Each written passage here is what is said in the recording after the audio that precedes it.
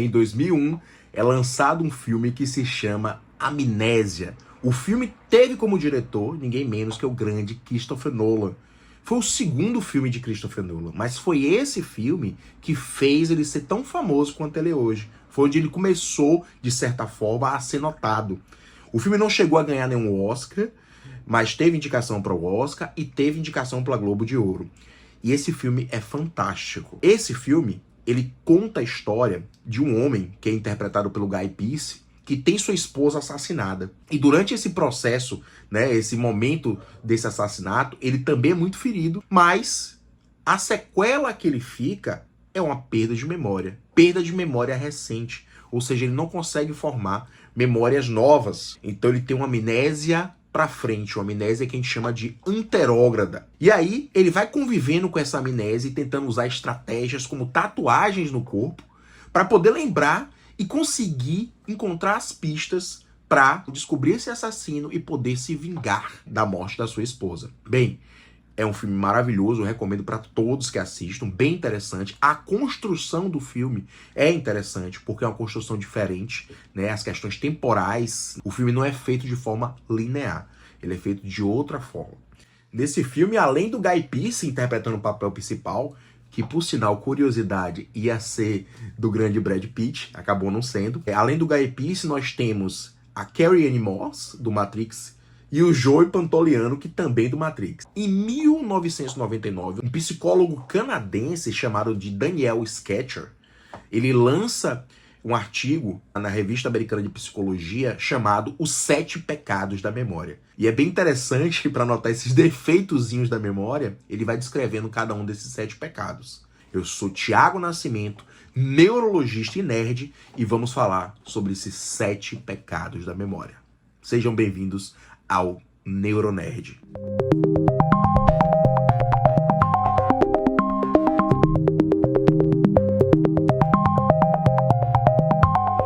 O Daniel Sketcher, ele escreveu esse artigo em 1999. O artigo ficou tão bom, né? O artigo ficou tão reconhecido no mundo ali da psicologia e da neurociência, que ele acabou lançando um livro em 2001, que fala realmente os 7 pecados da memória, como a nossa memória se lembra e como nossa memória ela esquece, né? Então esse é o título do livro dele. E agora, em 2021, ele chegou a fazer um up-to-date, ele chegou a fazer um artigo de atualização, comparando com esse artigo de 99 que ele fez. O artigo vale muito a pena ler, é um artigo muito bem humorado. E aqui agora eu vou enumerar esses 7 pecados da memória. Primeiro, gente, a gente sabe que a memória tem tudo a ver com a estrutura, envolve toda a estrutura cerebral, mas a estrutura principal que é envolvida é o hipocampo. O hipocampo, ele faz parte dessa consolidação da memória, que a gente sabe que envolve dopamina, que é o hormônio do bem-estar, e ele está ali presente ali no lobo temporal. Então o lobo temporal como um todo, ele acaba auxiliando muito nesse processo de memorização. Então vamos lá, vamos falar agora os 7 pecados da memória.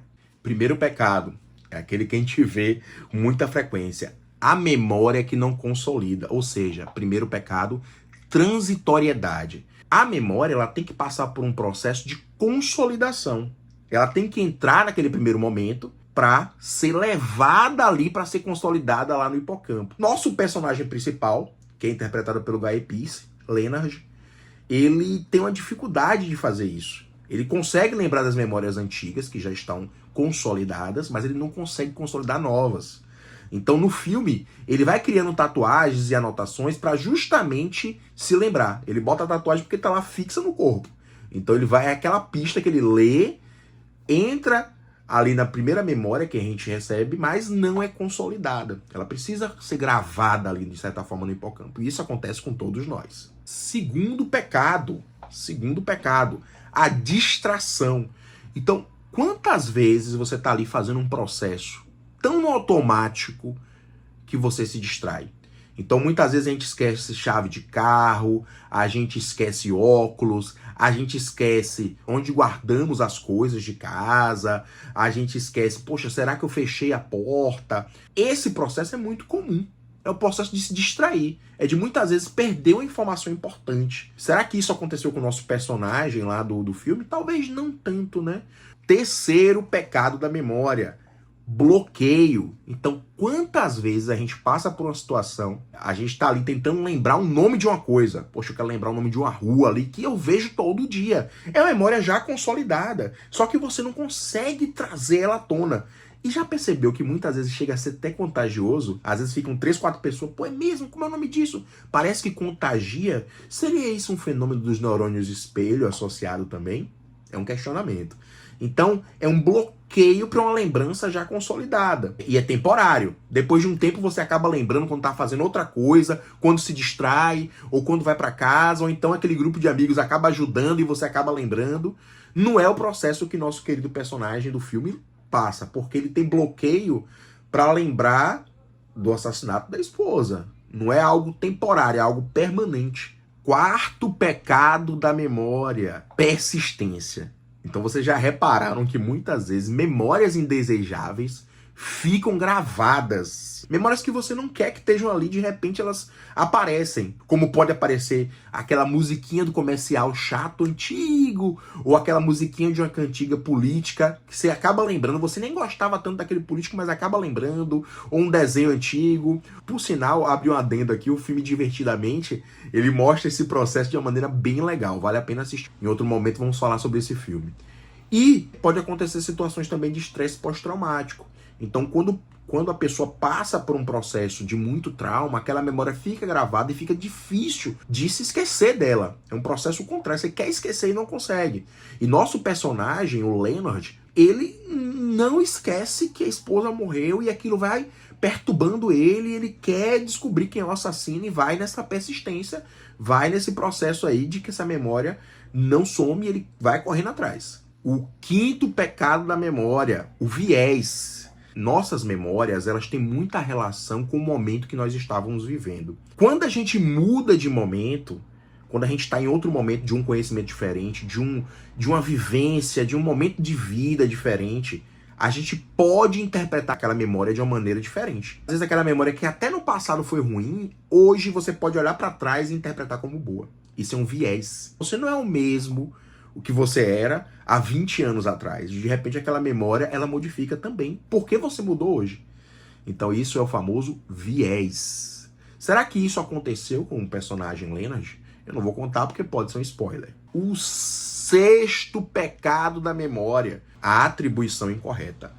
A atribuição incorreta, ela não tem a ver com o momento que você está vivendo. Você lembra ela com algum detalhe a mais, com algo que não aconteceu. Ah, você lembra como se tivesse com uma pessoa ali que não estava ali. Então, nossas memórias são passíveis dessas mudanças. Então, a atribuição incorreta, você interpreta que ali tinha uma pessoa, mas na verdade não tinha. Então, essas memórias podem mudar com o tempo. E você ter entendido que naquele momento tinha uma pessoa que não estava, e você ter pegado uma certa quantidade de livros, peguei 5 livros, na verdade tinham 4. Então, é um processo de atribuição errônea. E por último, o sétimo pecado da memória é a sugestionabilidade. Gente, esse daqui é extremamente importante. Nossas memórias, elas podem ser induzidas para erro, para criar memórias falsas. E isso eu cheguei a falar no nosso Neuronerd de hipnose. Eu vou deixar aqui o link do vídeo de hipnose, tá certo? Então, memórias falsas podem ser criadas por sugestão. Por isso que é importante vocês entenderem que muitas vezes um depoimento oral de algum crime, se a pessoa que estiver perguntando tem noção disso, ela pode induzir ao outro que viu uma pessoa ou que realmente aconteceu aquele crime. É muito importante isso para neurociências, de que memórias podem ser sugeridas. Às vezes a pergunta que você faz, às vezes você faz uma pergunta assim, sim, é aquele homem de camisa azul que você viu. A pessoa já vai começar a achar que realmente viu um homem de camisa azul. E a memória sofre esse processo de sugestão. Algumas pessoas são mais sugestionadas do que outras, tá certo? Será que no filme isso aconteceu? Bem, eu não vou contar, eu quero evitar spoilers. O que é que eu recomendo para vocês nesse filme? Uma coisa que é legal. O que é que ele fez no filme Amnésia, que é importante vocês notarem para poder aproveitar melhor o filme. Vocês vão perceber que o filme ele está em 2 cores. Ele está em preto e branco e está em colorido. Preto e branco é um fluxo de tempo. Colorido é outro fluxo de tempo. Um é pra frente e outro é pra trás. E os dois se encontram no meio. Vejam isso porque vocês vão aproveitar bastante o filme. Gente, eu espero que vocês tenham gostado desse novo vídeo do canal. Semanalmente eu tô aí. Não se esqueçam de se inscrever no canal, isso é muito importante pra mim, certo? Quanto mais inscritos é melhor, e isso motiva justamente a trazer sempre temas novos. Curtam o vídeo, compartilhem esse vídeo com pessoas que vocês acham que vão gostar e não se esqueçam de comentar. Se quiserem dar sugestões, se quiserem falar sobre erros que teve no vídeo, podem ficar à vontade, certo? Então um abraço a todos e vamos lá!